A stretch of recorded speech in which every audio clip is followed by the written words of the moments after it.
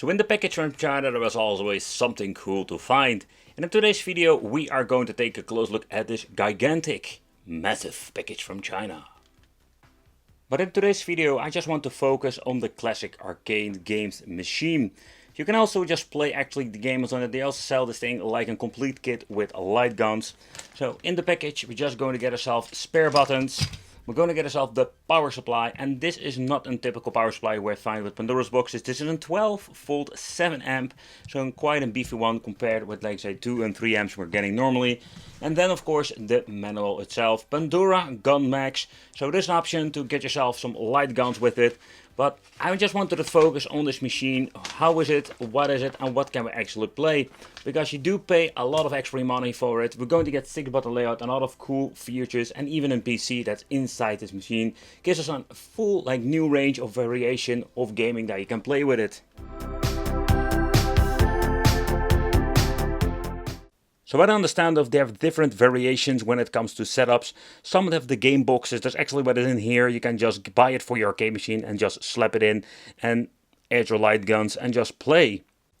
But I just wanted to have the 2-player stick. I want to have like a semi-game console feeling. And I think it's a very cool device because it's just a hybrid Pandora's box.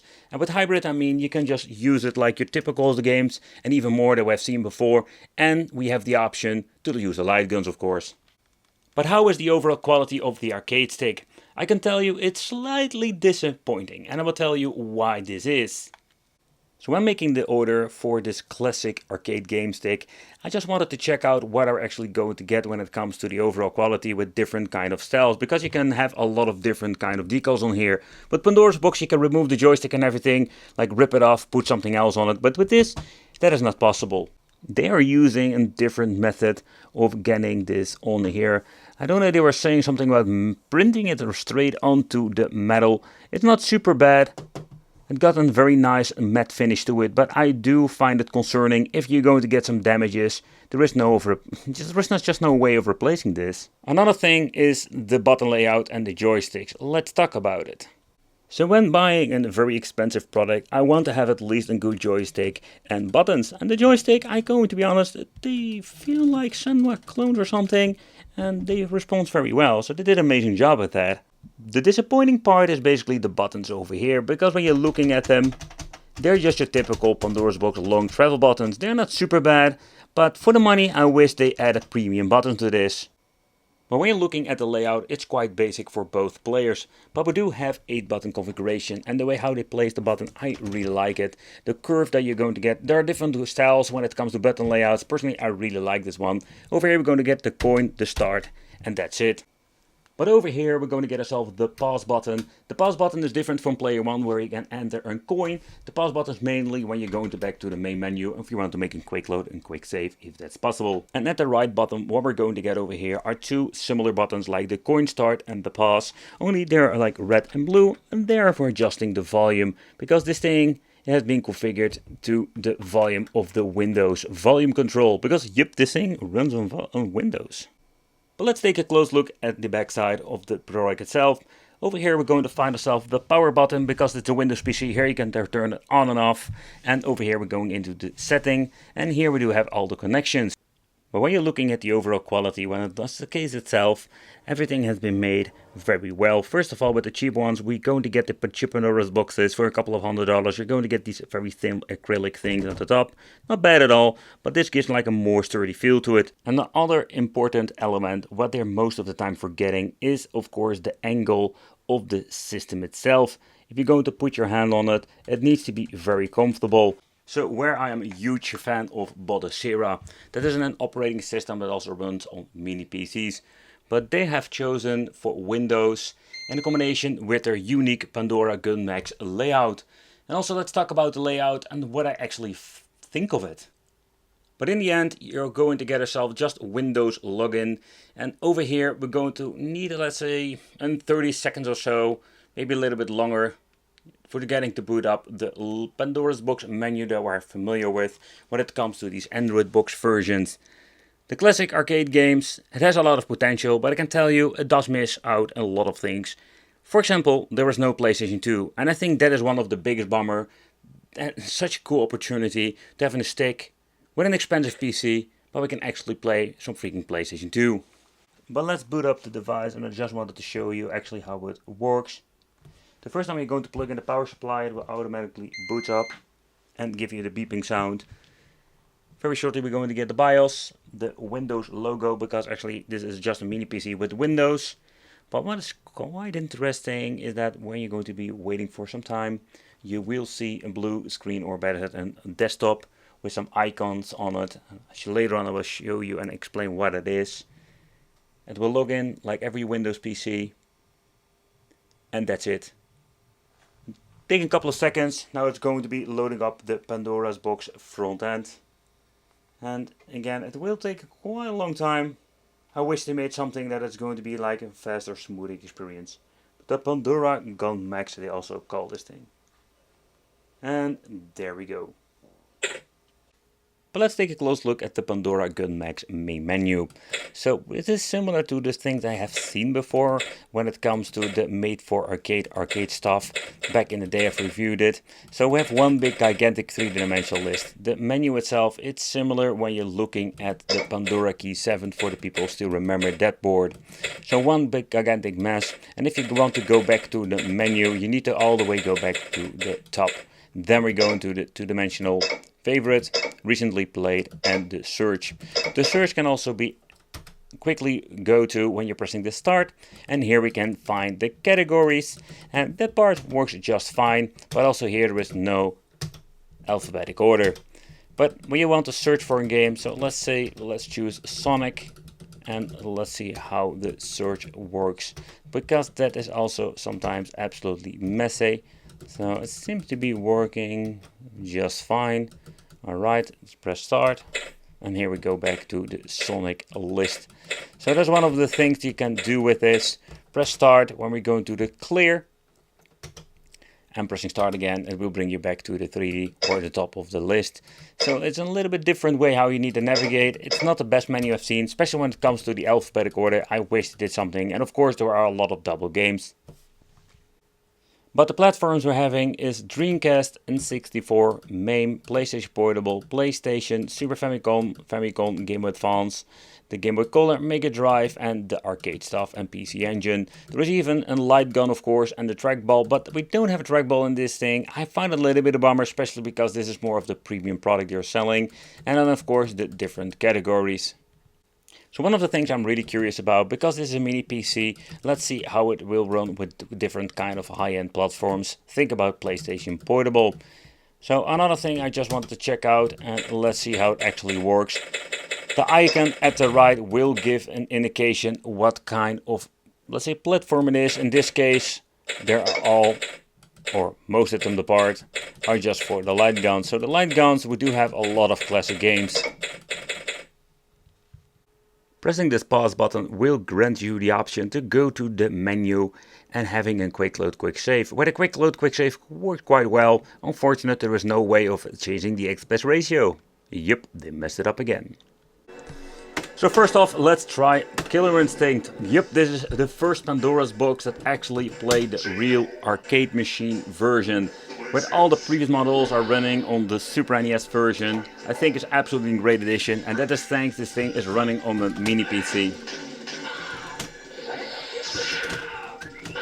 And it runs so far I can see without any big issues whatsoever. I do see some glitching at the side, but I think that is just a common problem with every single emulator. I have no idea what I'm doing over here. There we go, yep. So one of the games you normally don't see on a Pandora's box is Dead Alive++. That's one of those games that are pretty damn cool, a lot of fun. We have some minor glitching going on. Let's see if it's going to be, if it goes away. But it's even freaking awesome that these kind of games are on here, because that is what I really missed. The downside is that we do have some glitching going on. Does ruin a little bit of the fun. Next up I wanted to try some Tekken 3. Unfortunate, they messed it up with the image that is on here, simply because they don't edit the soundtracks. So this is going to be some soulless gaming. But it's cool that they implemented the save files for unlocking everything, so that is a positive side. The only thing, I don't know if you can even fix this, adding some music. So far I can see it still runs on native resolution. Though what's kind of cool with a mini PC, we can have an upscale to, let's say, 720p. But so far the emulation is quite good. But when you're looking at the PlayStation part, this is something we can just actually play on all kinds of devices. One of the things they messed up completely is there is no aspect ratio option. With the latest Pandora's boxes, we do finally have this. We can also make a quick load, a quick save, what you can see over here. And that's basically how it all works. But when you're listening closely, there is no background music because they didn't implement this in the ISO file. So I find it always a little bit of a bummer that they messed up these tiny things. But by the way, Jumping Flash is absolutely one of my nostalgia games I've played a lot. So cool.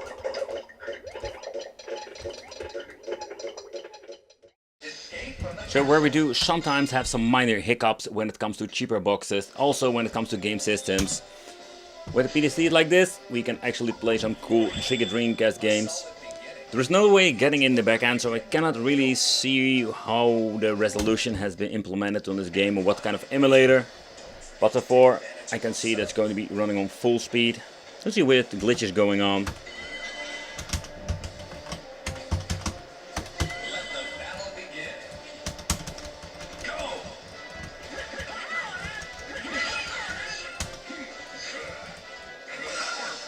Let's jump into the Snega Naomi. And the reason why, because this is a system that doesn't run great on most of these, let's say, cheaper boxes. Oh man, again, the volume is absolutely nightmare. Some emulators go so freaking loud. But also here, I tried it before, of course, recording. And I must say that I found it very pleasant to play this game actually on full speed. It runs absolutely amazing. This is like how you should play Dead Alive 2. This is such a cool game. I've played it so much on Dreamcast, but also PlayStation 2. This is the arcade version.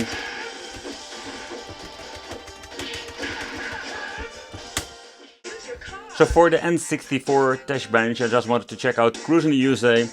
I don't have it noticeable on the camera recording, but there is some glitching going on over here, so it's not running perfectly. But this is just an emulator issue. But when it comes to power, it runs just fine.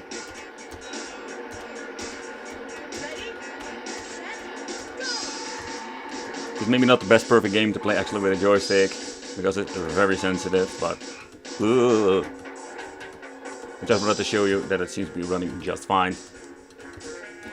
So when it comes to N64, we should do the in-depth dive into this, because it's always like a mixed bag with these things, depending what kind of power having an emulator, but so far, so good.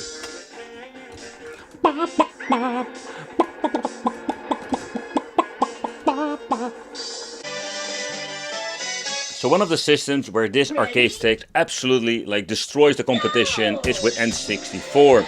We had so many problems with it, but of course with this device we don't have any problems. Mini PCs are just way better for emulation N64.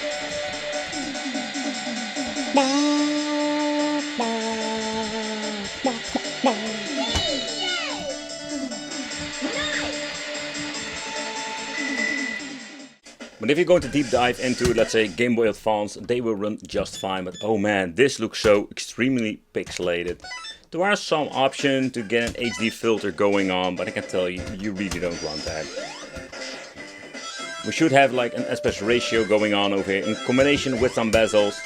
But of course, if you want to enjoy those games and you don't mind about that,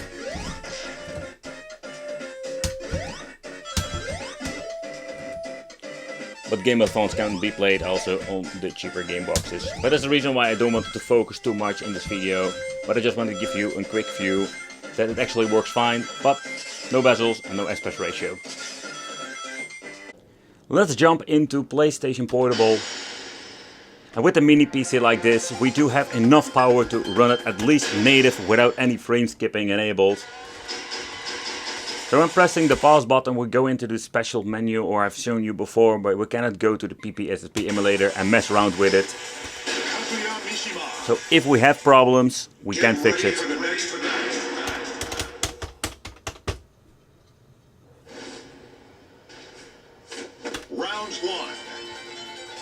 But looking at it, it does run a higher resolution. Most of the time with those, let's say, cheaper boxes, they are like scaling it all the way down to native.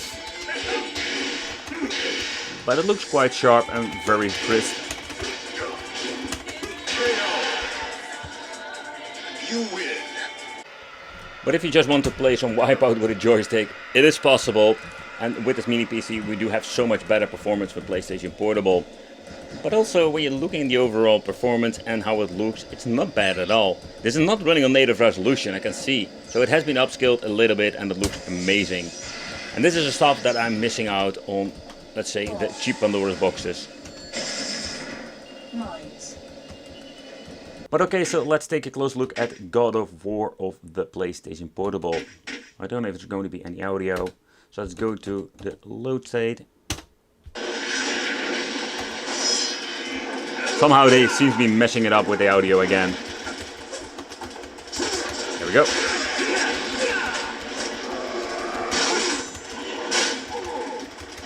I have no idea where my buttons are. Oh, there we are. The button mapping is so strange on this device.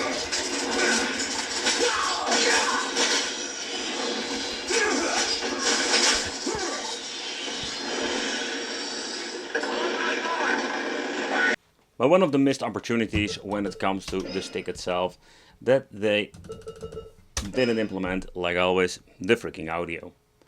So that is absolutely something they seem to be missing and they don't care about that. But what I find even more of a bummer, that they are using the PlayStation version, because this machine is absolutely capable of running the arcade version.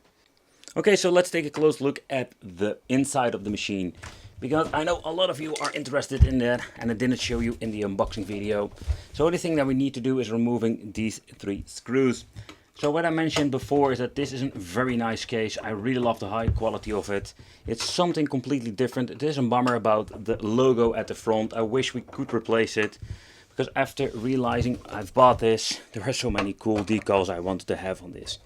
So let's remove the 3 screws. Let's turn it over and let's see what this bad boy is having in the inside. I think I can just flip it open like that. Yep. And this is where all the magic happens. So let's give a quick tour of everything. Let's put this freaking screwdriver in. Where can I stick this in? There we go. So at the bottom part, there we're going to get the main components. So over here, let's do a quick overview. There is nothing much to see, but these were the volume buttons. You can see you can replace them if you want to. So the cable goes all the way up. Then we're going to get the joystick. You can see it's just your typical Senwa clone. Then the buttons can also be easily upgraded. I already mentioned in my video, I hope they are going to improve this in the future with Senwas, because that is a little bit more expensive, but it gives such a better overall experience. And of course the other joystick cable harness goes down here to the buttons, like the coins, like start menu. Then we're having the cable harness going all the way there, and this is a JAMA connector. And the reason why they have a JAMA connector is quite simple, because this is normally a system they will use in a different smaller enclosure and just use it like that for arcade machines. So this is the main board itself. So over here we're going to get the fan. The fan is quite loud, must I say. Then we're having the storage is in the 256 gigabyte. I have no idea what kind of weight brand it is. They are never using Samsung or familiar ones we are know of. They're using these weight brands. But nevertheless, it can be, let's say, disconnected and make a backup. I think that's not going to be a bad idea. And then we're going to get ourselves the RAM module over here. But they made the decision to only went for one. And there is only an option for implementing one RAM module, as far as I can see. Yeah, okay. So that's the reason why. The main board itself, I think there's something custom they've made it back in the day. Nothing interesting here. We do have the option to extend or have more to have more like upgrades for the machine itself. That's basically it. They're not using the 4-pin connector for the CPU. And that is basically what we're going to get. I don't know if I can remove the cooling element after using it for some time. It's not getting really hot. And then the left part, and that's kind of cool, at the right over here and at the left we do have two speakers. So if you have no speakers in your monitor, you can use it like that. So that's the complete tour of the machine in the inside. But it's time to snoop around in the software itself just to see what we're actually going to get. To begin with, let's take a close look at the BIOS and what kind of specifications are we going to get. So this thing comes with an Intel Celeron on 5095 running on 2 GHz, 4 GB of total RAM running on 667 MHz, but the BIOS seems to be from 2022.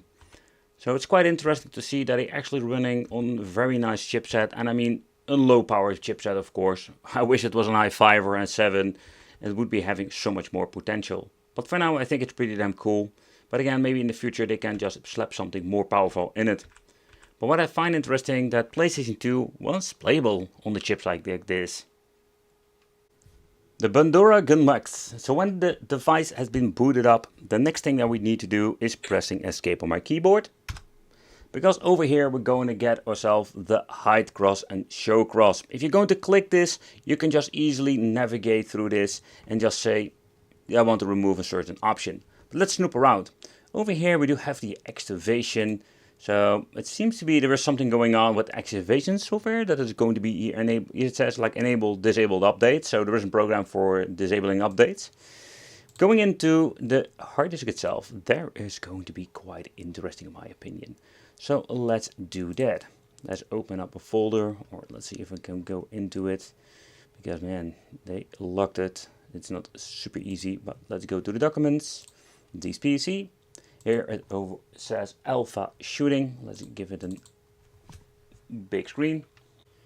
What is also interesting that the SSD hasn't been filled fully. So we have still 95.7 gigabytes of free space. So it seems to be that it is an Asian language, so I didn't know what to click. But it is a Windows 10 Pro they are using on the back end. The HS folder is very interesting. And I don't know if it's going to be readable, but here we're going to find every single information regarding RetroArch. Another thing I've noticed when you're going to look into the cheats, you do see that PCX2 or PlayStation 2 emulation was on here. So in other words, PlayStation 2 is possible to get it working. Maybe we can add some games, mess around with it, but to be honest, I have no idea where to find the main menu and mess around and add games to that. I've bought myself this complete kit. I'm just going to be honest, the exact price you should ask the seller, but it's going to be more expensive than your typical Pandora's box. You can play a lot more, absolutely PlayStation Portable, but is it really worth those couple of categories? Because we do miss express ratio, a lot of other options. Yeah, so a little bit of a bummer. I think we can even install Zero on this because it's running on quite a nice chipset. And yeah, PlayStation 2 or GameCube, Wii, stuff like that. It was a little bit of a missed opportunity for me that it didn't implement it on a machine like this, because I would make this thing absolutely the next level. Thank you all for watching, consider subscribing, and it would be great to see you in the next video.